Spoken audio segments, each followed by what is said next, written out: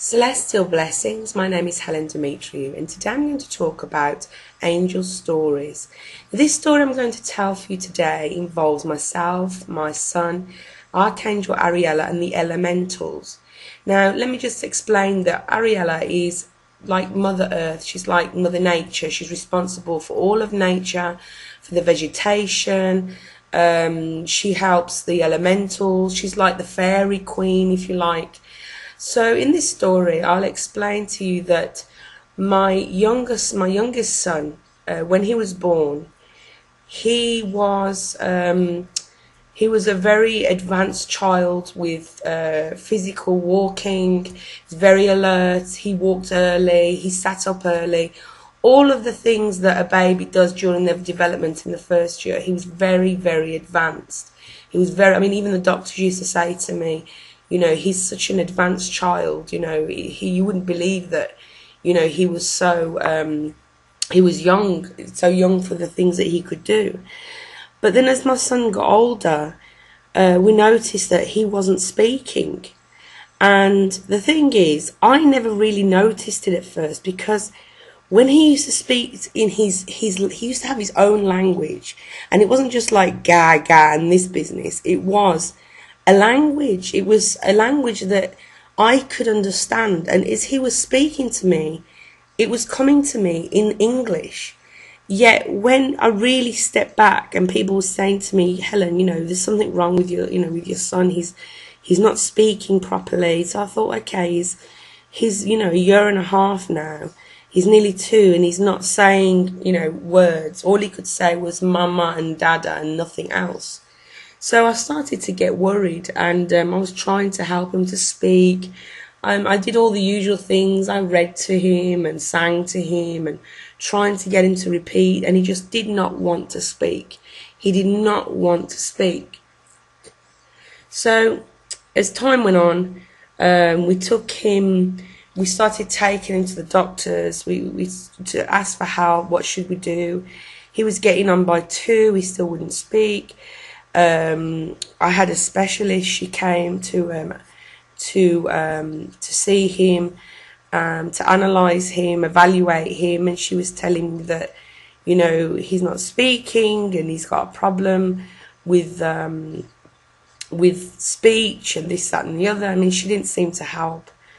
And so I went to even the University of Cyprus. I went to see a professor there, and I explained to him, and all he could tell me was he had delayed development. He could be autistic.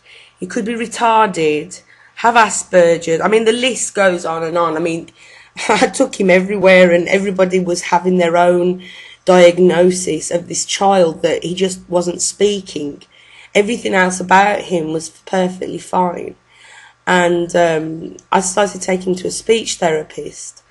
And I took him for about a year or whatever, and he'd started speaking by then. So she says to me, I have to tell you, Helen, that your son will never have a normal life. He'll never be able to be like his brother. He'll never have any kind of I don't know, he might depend on you for the rest of his life.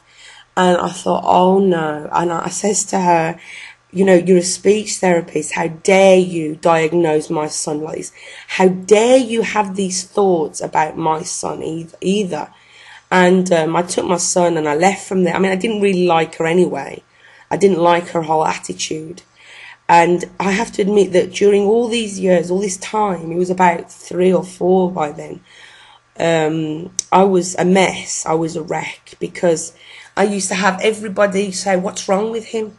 Every time if I met people that hadn't seen him for years and they spoke to him and he didn't answer them, or he didn't speak, they'd say, what's wrong with him? Oh, there's something wrong with him. Why can't he speak? Is he retarded?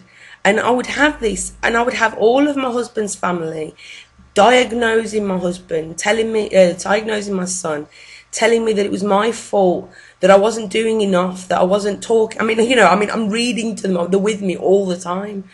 And I says to everybody, right, enough. I've had enough of all of you having these thoughts about my son, because you can make it a reality.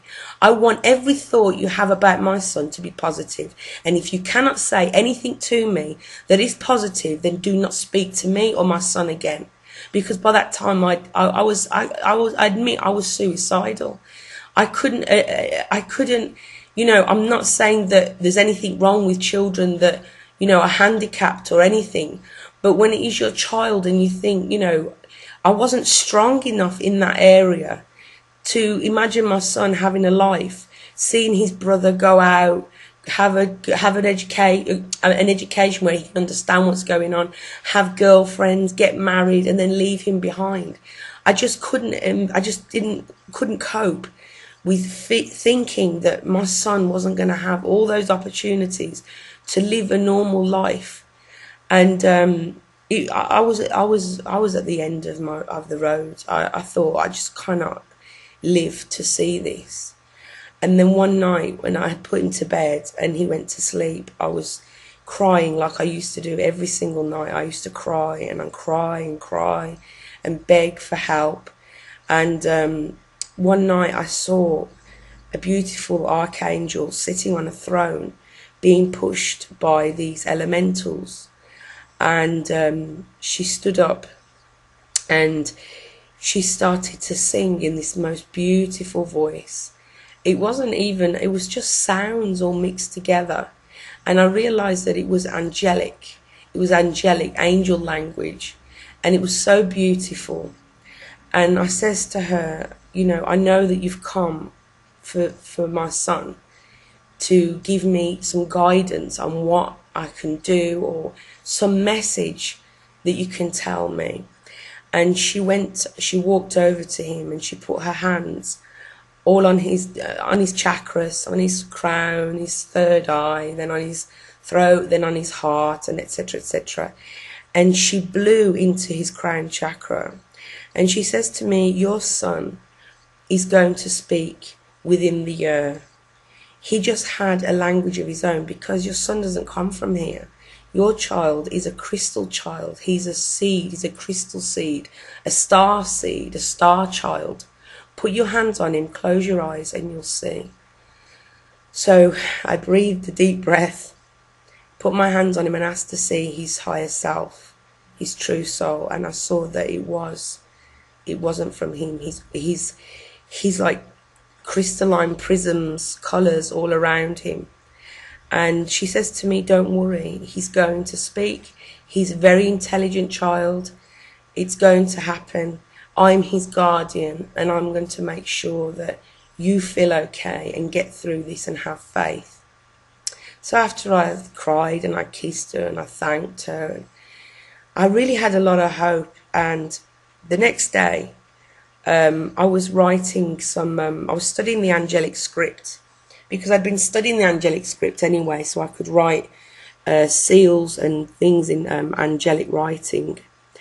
And he came up to me and he was looking he saw what I was doing, and he says, what that? And you know his language, but then what that instead of what is that? I said, Mummy's writing something. And he looked at it, and what I was writing, I'd written healing in angelic script in English. Like with English, the translation would be healing. It wasn't actually the word in angelic language, it was healing but written in angelic script. So he said healing, and I looked at him. So I said, Christian, I said, you can read that? He says to me, yeah. And so I wrote ball in angelic script. I says, what does that say? He says, ball. I wrote school. I says, what does that say? He says, school. And I was absolutely shocked. I was writing all of these words in angelic script and he was reading them.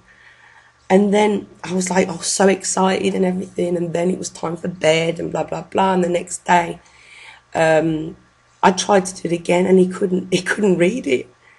He couldn't read the things. I wrote ball again. He couldn't read what I wrote, or school. I mean, I never told him. He just read it in angelic script. It was absolutely fantastic. So during the next few years, my son started to speak more. He now speaks English and Greek fluently. He reads and writes in Greek. He's fantastic at technology. He can get on the computer. He can do everything. He can take things apart and put them back together again. He always talks to me about angels that he sees. He tells me about the planet that he's from, that it's a blue planet. and that I think it's a blue planet, I can't remember now, and that he left that planet because he felt there was a great war and his wife died and his brother and his family, so he decided to come back to Earth, and decided to come to Earth, and I said, what are you here for? And he said to me, Mummy, I'm here to help. So that's one of my stories about a time in my life where I was I can't even, so bad in my life. It was unbelievable, the state that I was in, psychologically, emotionally, spiritually. It was a very hard time for me, and the Archangel Ariella, she gave me so much hope. She gave me so much inspiration, hope for the future, and everything that she said came true. He did start speaking, and it was as if he'd never not been speaking. It was a completely weird thing. And sometimes me and my son, we have our own language, which, it doesn't make any sense, but we seem to understand. We speak to each other in this language that isn't a language anywhere on earth, yet we say things to each other and we get the reply back in the same kind of language. We understand what we're saying to each other in this language. So this is another way the angels have helped me in my life, how they made a big difference, how they have helped me and my family to be where we are today. Just on a top note, I want to explain to you, for those of you that think that angels belong to a particular religion, they don't. Even in, I've been researching for ancient Sumer, modern day Iraq. In Iraq, in Sumer, the first civilization on earth, I have to say, they believed that they had guardian angels, and every household had an altar to an angel. They believed that the angels took messages from the gods to them. So this is another confirmation for me that these angels are universal. They're not tethered to one religion, yet they are followed by many religions. If that is the case, then that is proof enough even for me to say that angels are real. I mean, I know they're real because I see them all the time. I work with them. I work with their energy. But it's factual proof that I really want to cross that bridge of bringing angels to people of every religion, so that they can understand that they don't belong to a religion. They're for everybody and anybody, and they are a manifestation of the Creator. So thank you very much for watching. Have a fantastic day. Angel hugs. I love you. Bye-bye.